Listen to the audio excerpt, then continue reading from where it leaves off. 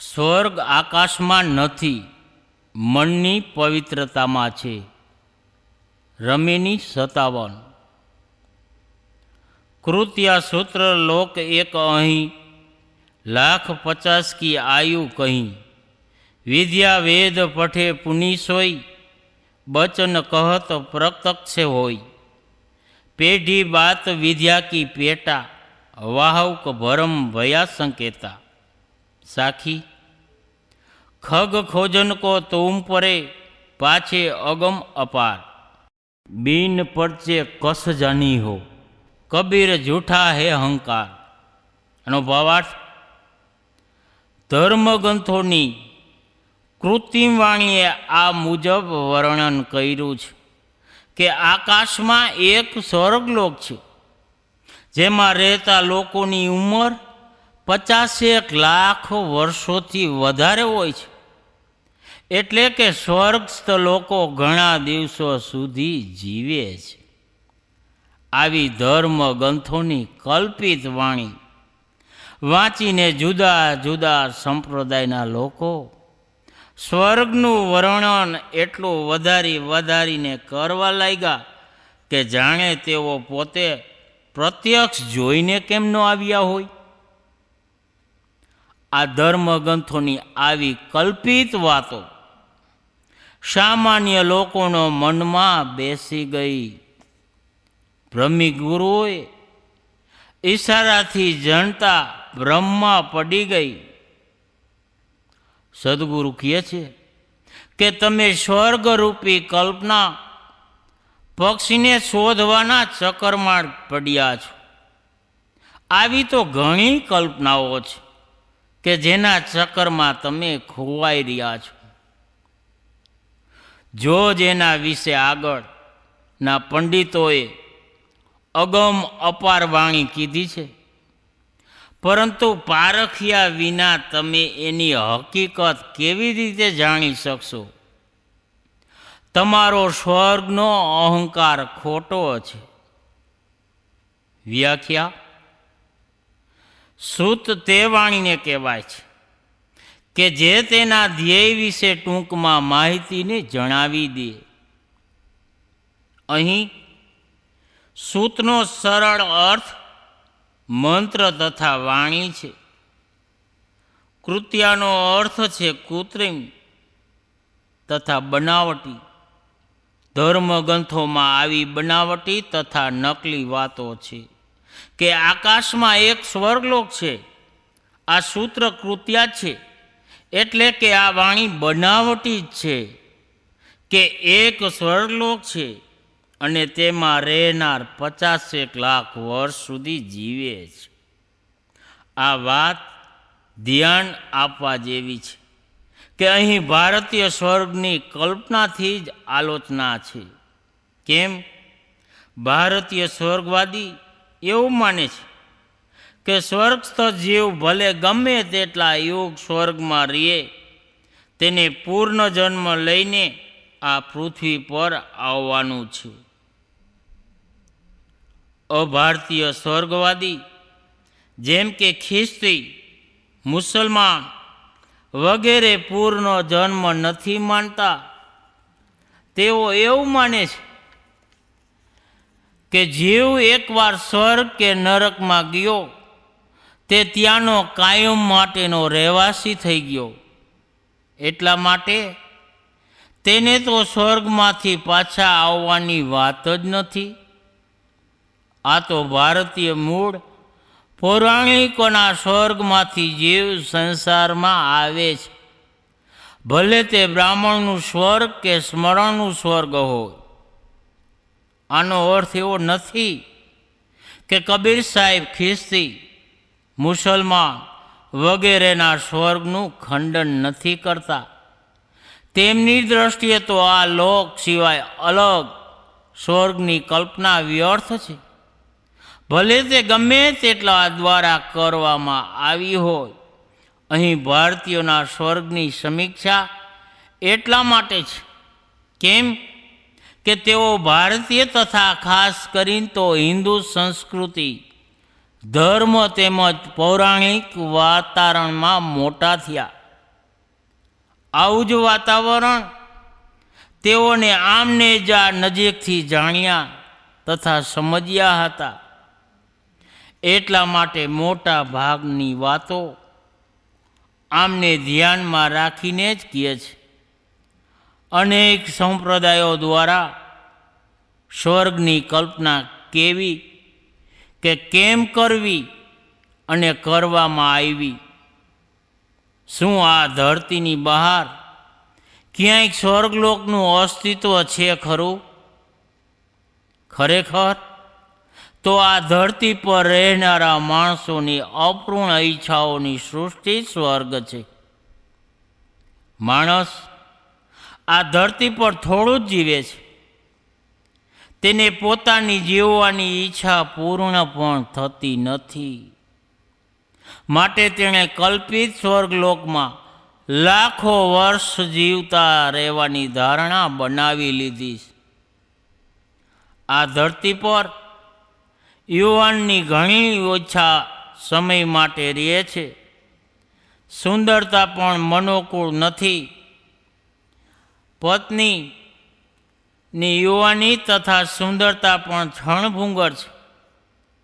ભોગવવાની બીજી વસ્તુઓ ઘણી બધી ઓછી છે. પૃથ્વી પણ અણગમતી ધૂળ, કીચડ, કાંટા, કંકર ભરેલીને. એટલા માટે માણસે કલ્પના કરી કે આકાશમાં એક લોક છે. તે દિવ્ય તથા ચમકતો છે. ત્યાં ભવન હીરા મોતી વગેરેના બનેલા છે. રોડ પણ ચમકતી ધાતુના છે. ત્યાં રહેતા લોકો લાખો કરોડો વર્ષ જીવે છે અને તેઓ હંમેશા યુવાન રહે છે. તેઓને ઘણી સુંદર સુંદર સ્ત્રીઓ મળે છે, જેમનું રૂપ, સુંદરતા તથા જુવાની સ્થિર રહે છે. ત્યાં ઈચ્છા મુજબ ભોગો ભોગવતા રહો. કદી ઇન્દ્રિયો નિર્બળ થતી નથી. આ બધું વિષય મનની કલ્પનાની નિપજનું પરિણામ છે. અવિવેક માણસ વિષયોમાં લીન રહે છે. તે આ જ વિષયોનું ઉન્નત રૂપ કલ્પિત સ્વર્ગમાં ભોગવવા ઈચ્છે છે, જે મલિન જ છે.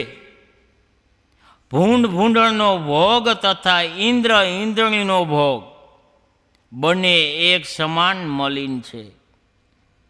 પરંતુ પામર જીવ તેનું એટલું વધારીને વર્ણન કરે છે કે જાણે તે જ તેના જીવનનું લક્ષ્ય હોય.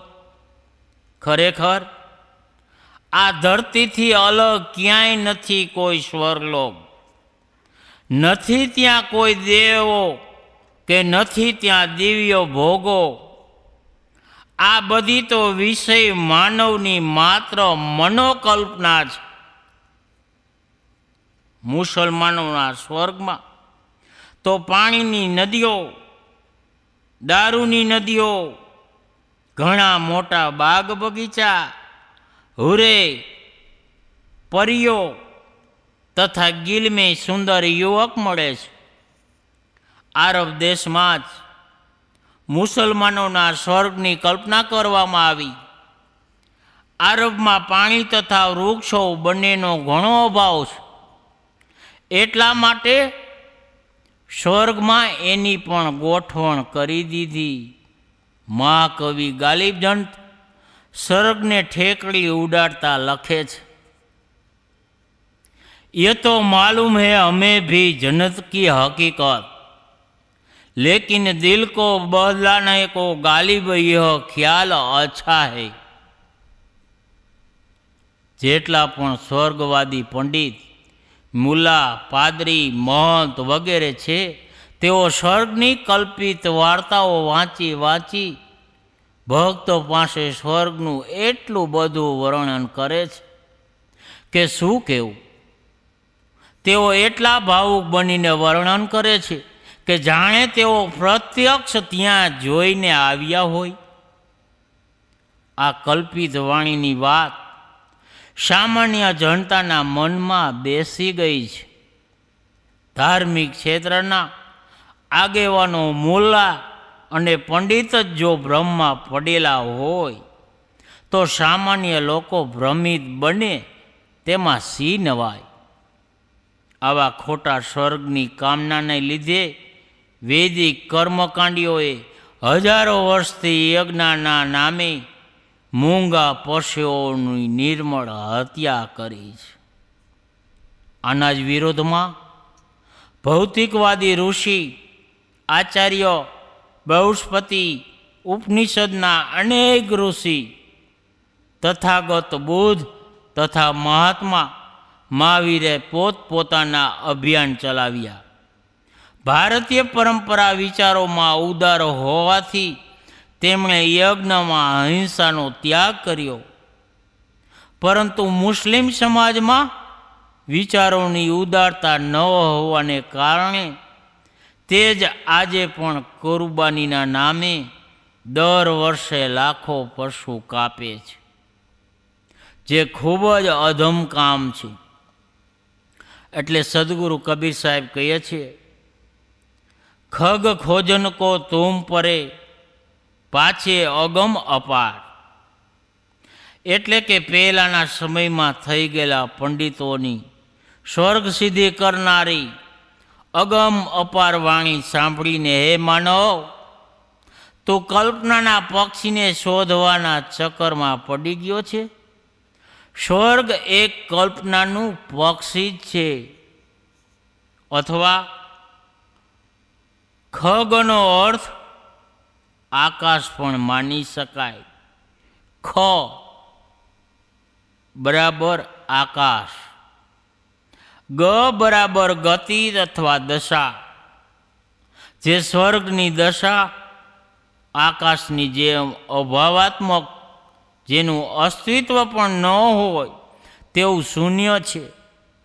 તું એની શોધમાં પડ્યો છે, જે અગમ અપાર મનની કલ્પના જ છે માત્ર. બિન પરચે કસ જાણ્યો હો, કબીર જૂઠા હે અહંકાર. સદગુરુ કહે છે કે તમે પરખ વિના સ્વર્ગનું મિથ્યાપણું ન સમજી શકો. જેમને યથાર્થ બોધ છે તેઓ જ સમજી શકે છે કે સ્વર્ગ એક મનની ઉડાન, મનોકલ્પના તથા શેખ ચલીની વાર્તા છે. એટલા માટે જો તમને એવો અહંકાર હોય કે અમે અમુક પ્રકારના તપ, દાન, યજ્ઞ, વધ કે કુરબાનીના નામે જીવ હત્યા કરીને સ્વર્ગમાં જઈશું, તો તમારો આ અહંકાર ખોટો છે અને ઉલટા તમે પાપને પાત્ર બનશો. શ્રી કૃષ્ણ ઋગ્વેદીય કાળમાં એક મહાન ક્રાંતિકારી પુરુષ હતા, જેમણે આર્યોના નેતા ઇન્દ્ર સાથે લડાઈ કરી હતી. આર્યો યજ્ઞના નામે પશુવધ કરતા હતા અને પશુપાલક શ્રી કૃષ્ણ આ બધું ખોટું થઈ રહ્યું છે એમ લાગતું હતું. એટલે ઋગ્વેદ મુજબ શ્રી કૃષ્ણ વનવાસીઓ 10,000 સેનાના આગેવાન હતા. તેઓએ આર્યોના આ કાર્યનો વિરોધ કર્યો અને ઇન્દ્ર સાથે યુદ્ધ કર્યું. ગીતા શ્રી કૃષ્ણની રચના તો નથી, પરંતુ ગીતા લેખકે એ ધ્યાન રાખ્યું છે કે કૃષ્ણનો સ્વર કોઈક ઠેકાણે તો જરૂર એમાં આવે. કૃષ્ણનો મૌલિક સ્વર તમે ગીતાના બીજા અધ્યાયમાં જોઈ શકો છો. એટલે હે અર્જુન, જે અજ્ઞાની હોય, વેદના શબ્દોમાં આસક્ત હોય, જે કહેતા હોય કે આના સિવાય બીજું કાંઈ છે જ નહીં, જે વિષય અભિલાષી હોય અને સ્વર્ગને સૌથી શ્રેષ્ઠ માનતા હોય, તેઓ આ જાતની શિમળાના ફૂલ જેવી દેખાવ પૂરતી વાણી કહે છે, જેના પરિણામે પૂર્ણ જન્મ મળે છે અને ભોગ તથા માયાવી શક્તિઓની પ્રાપ્તિ માટે અનેક પ્રકારના વિશેષ કર્મના વિધાનો જણાવ્યા છે. ઉપરોક્ત વેદવાસી દ્વારા જેમની બુદ્ધિ મરી પરિવારી હોય અને જે ભોગ તથા માયાવી વસ્તુઓમાં આસક્ત હોય તેમની નિશ્ચયાતપૂર્વક બુદ્ધિ એકાગ્રતામાં સ્થિર થતી નથી. વેદોનો સંબંધ ત્રણેય ગુણોની ક્રિયા સાથે છે. માટે હે અર્જુન, તું ત્રિગુણાત્મક પ્રકૃતિથી મુક્ત થઈ જા અને દુનિયાદારીના ઝઘડાઓથી સ્વતંત્ર થઈ નિત્ય સત્યમાં સ્થિત ભૌતિક વસ્તુઓની પ્રાપ્તિ અને રક્ષાની ઈચ્છાથી નિવૃત્ત તેમજ સ્વરૂપમાં મગ્ન થઈ જા. જો બધે પાણી જ પાણી ભરેલું હોય તો નાના તળાવનો જેટલો હેતુ રહેતો હોય તેટલો જ હેતુ બ્રહ્મજ્ઞાની માટે બધા વેદોનો રહેશે. ઉપરના ઉદાહરણો રજૂ કરતા કરતા પ્રતિષ્ઠ વિદ્વાન આચાર્ય ચતુર્સેન લખે છે, આ ઉદાહરણો દ્વારા તમે એક જ નિર્ણય પર પહોંચી શકો છો કે કૃષ્ણ અવૈદિક અન્યારીઓના નેતા, વૈદિક દેવોના નેતા, ઇન્દ્રના વિરોધી અને હરીફ છે તથા ગીતામાં વેદ વિરોધી અનાર્ય તત્વ છે. દાન અને યજ્ઞના તેઓ વિરોધી પણ છે. સ્વર્ગ અને કર્મકાંડના વિરોધી છે.